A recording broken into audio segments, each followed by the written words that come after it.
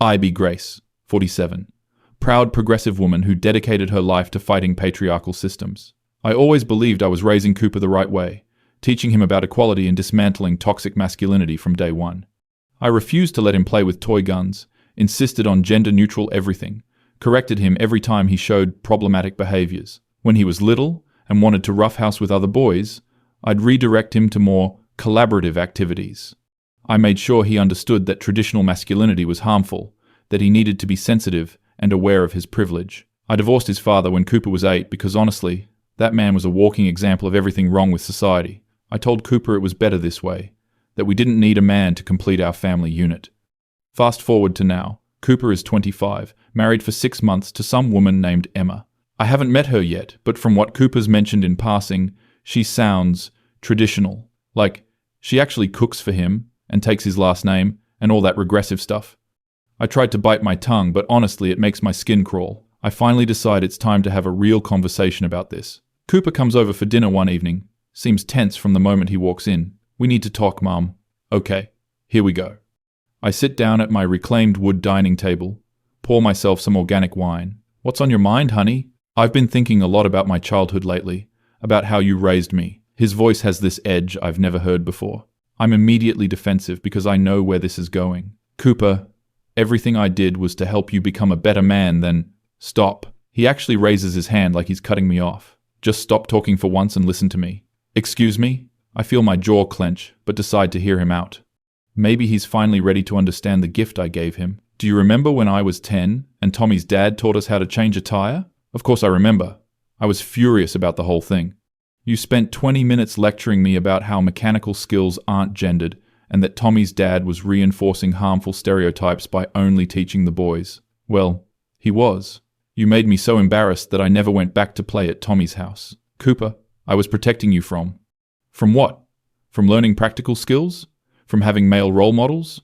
From feeling proud of myself for accomplishing something? His voice is getting louder and I can see this rage building in his eyes. Do you remember what you told me when I came home crying because the other kids called me weird? Oh God, here we go, with the victimization narrative. You told me that tears were healthy emotional expression and that the other children were just acting out their socialized aggression. You never once considered that maybe, just maybe, constantly correcting everything I did naturally might be the problem. I was trying to raise you to be emotionally intelligent. You were trying to raise me to be everything Dad wasn't. You were so obsessed with proving your point about masculinity that you forgot I was actually a person, not your little social experiment. That stings, but I'm not about to let him gaslight me about my parenting choices. I cross my arms and lean back. I gave you every opportunity to explore your authentic self without the constraints of gender norms. Most mothers would have let me play football when I wanted to. Oh, for crying out loud. Most mothers wouldn't have made me write an essay about unpacking my privilege when I got in a fight defending myself from bullies. That essay was important for his development. Most mothers wouldn't have cancelled my birthday party because I invited too many boys and it might create an exclusionary dynamic. I'm standing up now because I will not sit here and be attacked for conscious parenting decisions. Cooper, everything I did was to make sure you didn't turn into another entitled aggressive. Like Dad, he's standing too now, towering over me. When did he get so tall? Is that what this was about? Your issues with your ex-husband? Your father was a perfect example of everything wrong with traditional masculinity. Emotionally unavailable, dismissive of women's perspectives.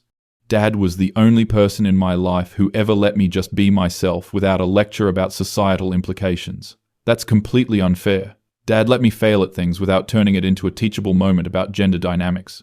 Dad never made me feel ashamed for wanting to be strong or competitive or protective. I feel my face getting hot because Cooper is completely rewriting history here. Your father abandoned us. You kicked him out because he wouldn't get on board with your ideology. Okay, that is not what happened. You kicked him out because he bought me a toy sword for my birthday and you two had a screaming match about normalizing violence. That sword represented centuries of patriarchal. It was a toy. I was 7 years old and I wanted to pretend to be a knight. He's yelling now. Actually yelling at me. But you couldn't just let me have that, could you? Everything had to be analyzed and deconstructed and turned into a lesson about oppression. I sit back down because my legs feel shaky. This is not how I expected this conversation to go. I was trying to give you tools to navigate a complex world. You were trying to prove a point. And you know what? It backfired completely. His laugh is bitter and it cuts right through me. You wanted to raise a man who respected women? Congratulations. I'm terrified of disappointing them because nothing I ever did was good enough for you. You wanted me to understand privilege? Great. I spent my entire adolescence apologizing for existing. You wanted me to reject toxic masculinity? Perfect. I had no idea how to be confident or assertive because you pathologized every natural instinct I had. This is spiraling completely out of control. I stand up and walk to the kitchen. Need a moment to collect myself. Cooper follows me, clearly not done. Do you want to know what really broke me, Mum? I don't answer because, honestly, I'm afraid to hear it. Senior year, when Emma and I started dating, I was so messed up about gender dynamics that I asked her permission to hold her hand. That actually sounds sweet and respectful. She looked at me like I was insane, asked me what was wrong with me, why I was acting like physical affection was some kind of political statement. I turn around to face him, and his eyes are actually wet now. I had to explain to my girlfriend that my mother raised me to believe that masculine desire was inherently predatory. That is not what I taught him. I had to unlearn 20 years of conditioning that told me wanting things made me a bad person. Cooper, that's not. Emma spent months helping me understand that being a man doesn't make me automatically evil. Oh, great. Here comes the praise for the traditional little housewife. She helped me realize that you don't respect women at all. You just hate men. That is completely unfair and totally wrong. I have dedicated my entire adult life to advancing women's rights. You've dedicated your life to proving that women are better than men. That's not the same thing. How is he not getting this? You raised me to believe that everything masculine was toxic, everything feminine was superior. That's not equality, Mom. That's just sexism in the other direction. I need to sit down again, because this conversation has gone completely off the rails. Cooper is pacing now, running his hands through his hair. Do you know what Emma did when I told her about the tire changing thing? Probably rolled her eyes at my progressive parenting methods. She asked me if I wanted to learn how to change a tire, and when I said yes, she taught me. No lecture about gender roles, no analysis of societal expectations. She just helped me learn something I wanted to know. That sounds incredibly oversimplified. And when I told her I felt guilty for wanting to provide for our family financially, she didn't give me a dissertation about internalized patriarchy. Well, maybe she should have. She told me that wanting to take care of people you love is normal and healthy, regardless of gender. I'm starting to see where this is headed. Emma sounds very traditional. I try to keep the judgment out of my voice, but probably fail. She is. And you know what? That doesn't make her oppressed or brainwashed or any of the other things you'd probably call her. I mean, if the shoe fits. She chose to take my last name because she wanted to. She likes cooking because she finds it relaxing. She wants kids and actually looks forward to raising them. Sounds like she's never questioned any of the systems designed to limit her potential. She's everything you taught me to pity. And she's the strongest, most confident person I've ever met. That's confusing, actually. How can she be strong if she's conforming to traditional gender roles? Cooper, I just want you to be aware that there are societal pressures that might make Emma feel like she has to. Stop. Just stop analyzing my wife like she's a case study. His voice is cold now. Colder than I've ever heard it. Emma doesn't need you to save her from her own choices. She doesn't need your enlightenment or your pity or your theories about internalized misogyny. I stand up and walk to the window, looking out at my community garden. Some of the neighborhood women should be here soon for our weekly feminist book club. I try to center myself, remember who I am and what I stand for. I'm not analyzing anyone. I'm just concerned that you're concerned that my wife is happy with choices you disapprove of. I turn back to face him. You're concerned that maybe your entire worldview might be wrong. That hits different than I expected it to. Because honestly, seeing Cooper this angry, this hurt, it's shaking something loose. My worldview empowered me to leave an unhappy marriage and build a life on my own terms. Your worldview destroyed our family and left me unable to form healthy relationships for years. I sit down heavily on my ethically sourced cotton couch. Cooper sits across from me, elbows on his knees, staring at the floor. Do you want to know the worst part? Honestly, not sure I do, but not anyway. I actually believed for the longest time that it was my fault, that I was just inherently flawed because I couldn't be the kind of son you wanted. I feel tears starting and try to blink them away. This was never supposed to happen. I gave him every advantage, every tool to navigate an unjust world. It wasn't until I met Emma that I realized the problem wasn't me. The problem was that you never accepted who I actually was. I look up at him, and his face is so sad. You loved the idea of raising an enlightened man more than you loved your actual son. That's not true. That's not fair.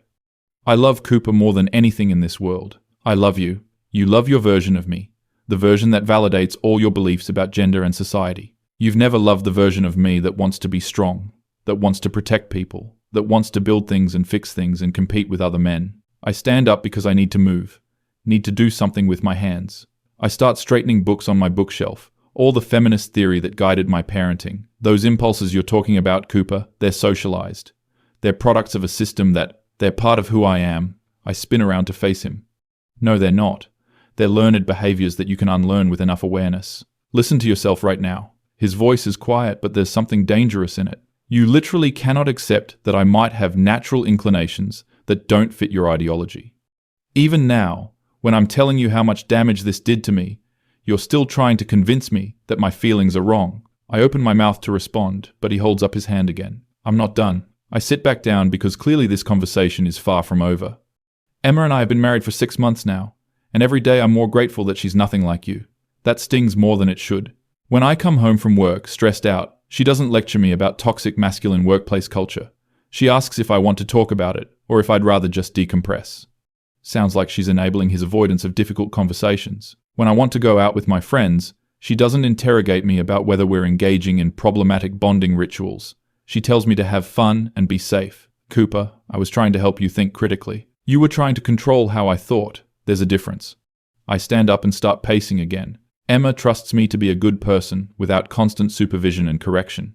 Emma lets me open doors for her and carry heavy things, not because she's weak, but because she knows I like taking care of her. Emma doesn't see every gesture of affection or protection as evidence of internalized oppression. I feel myself getting defensive again, because this all sounds very familiar. Sounds like every relationship I've ever criticized for perpetuating harmful dynamics. Those behaviors you're describing, they reinforce gender hierarchies that make us both happy. I pause because that's not the response I expected. Emma feels loved when I take care of her. I feel fulfilled when I can provide and protect. We both benefit from the dynamic. But that's exactly the kind of thinking that keeps oppressive systems in place. Just because something feels good doesn't mean it's not reinforcing harmful. Why does everything have to be political with you? His voice cracks a little and it breaks something in my chest. Why can't you just be happy that I found someone who loves me? I sink down onto the couch because suddenly I feel exhausted. I am happy that you found love. I just worry that I'm not miserable enough to prove your theories right. I look up sharply because that's not fair at all. You want my marriage to fail because if Emma and I are happy together, it means everything you taught me was wrong. I stand up abruptly because I will not sit here and be accused of wanting my son's marriage to fail. That is absolutely not true. Then why haven't you asked to meet her? I freeze because honestly, I hadn't realized he noticed. We've been together for 2 years, married for 6 months, and you've never once suggested we all have dinner. Because honestly, I'm not sure I'm ready to meet someone who represents everything I've spent my adult life fighting against. I've been busy with work and you've been avoiding her because you know that if you meet her and like her, it'll force you to question everything. I walk back to the kitchen and pour myself more wine. I need something to do with my hands. Cooper follows me again. My wife is nothing like you, Mom. That's why I'm happy. The words hit like a physical blow. I set down the wine glass carefully because my hands are shaking. That's a cruel thing to say. It's a true thing to say. I turn to face him, and there's no anger left in his expression, just sadness. Emma doesn't see every interaction through the lens of gender warfare. She doesn't analyze every conversation for hidden power dynamics. She doesn't treat me like I'm inherently dangerous because I'm male. I lean against the counter because my legs feel unsteady again. I never treated you like you were dangerous. You treated me like I was one good influence away from becoming a rapist. That word hits the air between us like a slap. Every time I showed interest in a girl, you gave me lectures about consent that made it sound like male sexuality was inherently predatory. Every time I got frustrated or angry, you acted like I was on the verge of becoming violent. Every time I wanted to compete or win at something, you made it about toxic masculinity instead of normal human drive. I slide down the cabinet until I'm sitting on the kitchen floor. This is not how I remember any of this. Cooper sits down across from me, his back against the refrigerator. Do you remember when I made varsity wrestling my junior year? Of course I remember. I was horrified. You refused to come to a single match because you said wrestling celebrated aggression and dominance. Well, it does. Do you know what that felt like? To have your own mother refuse to watch you succeed at something you'd worked years to achieve? I couldn't support an activity that promoted violence. It wasn't violence. It was sport. It was discipline and strategy and pushing myself to be better. He's looking at me with this expression I can't read. But you couldn't see that because it didn't fit your narrative about healthy masculinity. I remember watching from the parking lot once, seeing Cooper on the mat. He looked so focused, so capable. But I couldn't get past what wrestling represented. That sport, those activities, they're designed to reinforce harmful hierarchies. They're designed to help people grow and challenge themselves. But you couldn't see that because you'd already decided that anything traditionally masculine was automatically bad. I pull my knees up to my chest. I'm feeling smaller than I have in years. I was trying to protect you from becoming like Dad? I nod because that's exactly what I was afraid of. Dad wasn't a bad person because he was traditionally masculine, Mom. Dad was a bad husband because you two were incompatible. That stops me cold. Because I've spent so many years conflating those two things. You turned your marriage problems into a crusade against masculinity itself.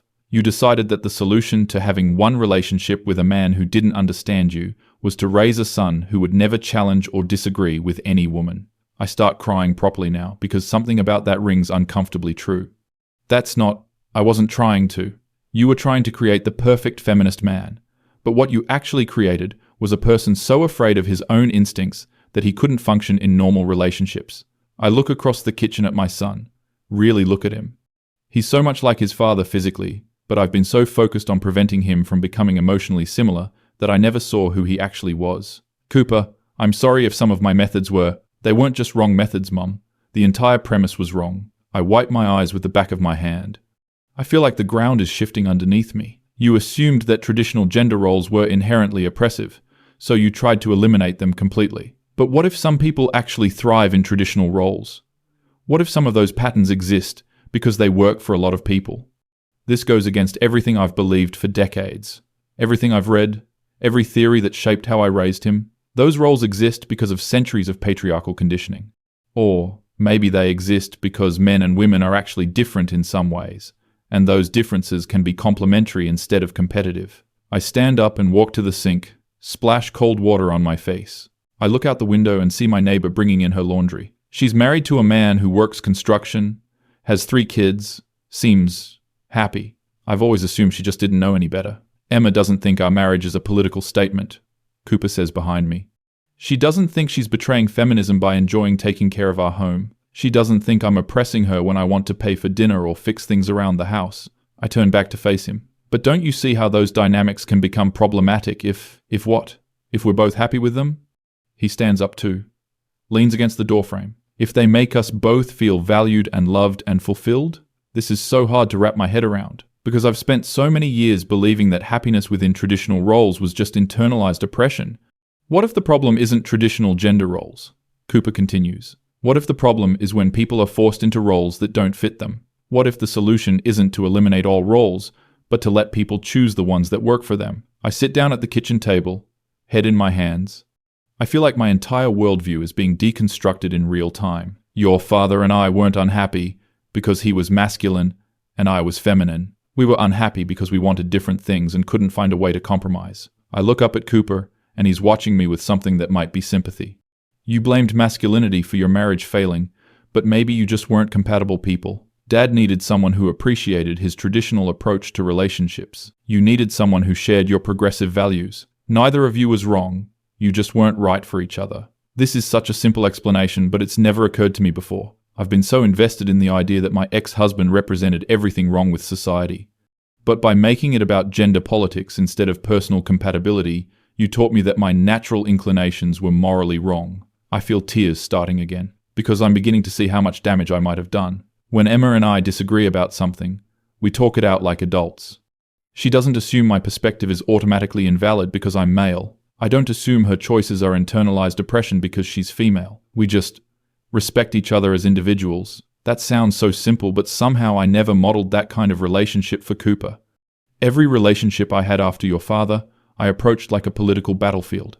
I was so determined never to be submissive again that I made partnership impossible. I taught you that relationships between men and women were inherently adversarial.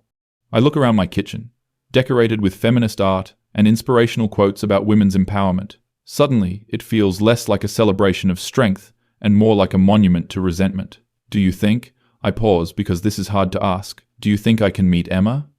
Cooper's whole face changes, like he wasn't expecting this. I'd like to understand what makes her so different from me. Maybe I can learn something. He's quiet for a long moment, studying my face. She's not going to debate you about gender theory. I nod because honestly, that sounds like a relief. She's not going to validate your assumptions about traditional women being oppressed. I nod again, though this feels scarier. And she's probably going to like you, which might be the hardest part of all. That last part hits unexpectedly, because I've been so invested in the idea that traditional women and feminist women are natural enemies. Why would that be the hardest part? Because it's easier to dismiss people when you can hate them. If you like Emma, you'll have to accept that there are multiple ways to be a strong woman. You'll have to accept that your way isn't the only right way. I stand up and walk to the calendar on my refrigerator. It's full of feminist book club meetings and activism events, all activities designed to reinforce what I already believe. When could you both come for dinner? Cooper looks surprised but pleased. Really? Really.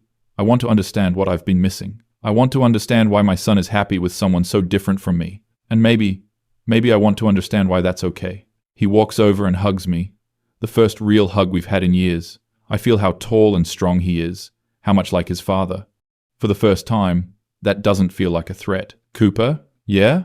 I'm sorry I tried to change who you were. I'm sorry I made you feel like being yourself was wrong. I feel him relax against me. I know you were trying to help, Mom. I know you thought you were doing the right thing.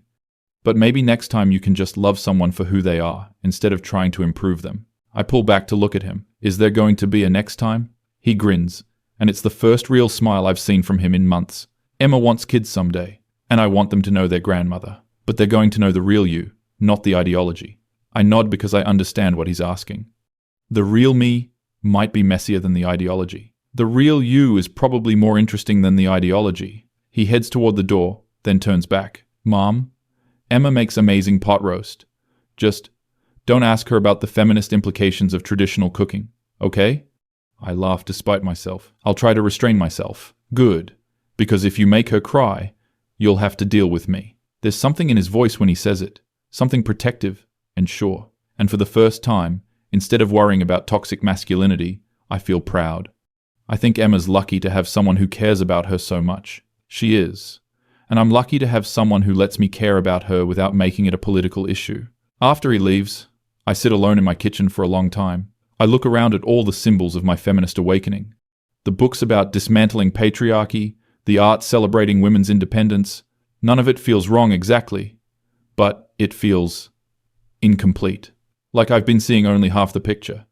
I think about Emma, this woman I've never met who somehow helped my son become confident and happy. I think about Cooper, how much more relaxed he seemed when talking about his wife than he's ever been talking to me.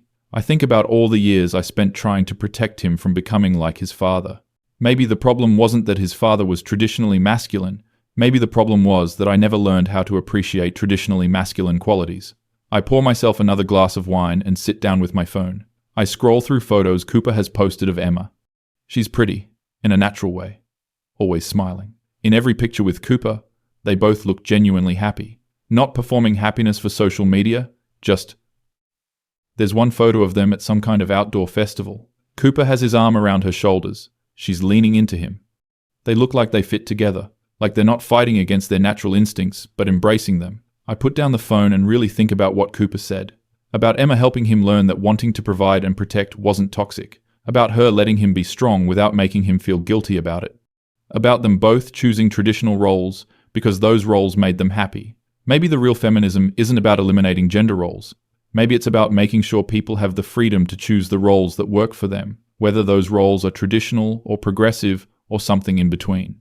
I think about my own life, my determination to prove I didn't need a man, how I turned independence into isolation, strength into rigidity, how I made my son pay for his father's failures, how I almost lost him because I couldn't see past my own anger. I text Cooper, "Thank you for being honest with me today. It was hard to hear, but I needed to hear it. Can't wait to meet Emma." His response comes back quickly. "Love you, Mom. Emma's excited to meet you too." I smile because maybe it's not too late to learn a different way of being. Maybe it's not too late to understand that there are many ways to be strong. Maybe my son found something I never could because I taught him everything was a battle. But Emma taught him that some things could just be love.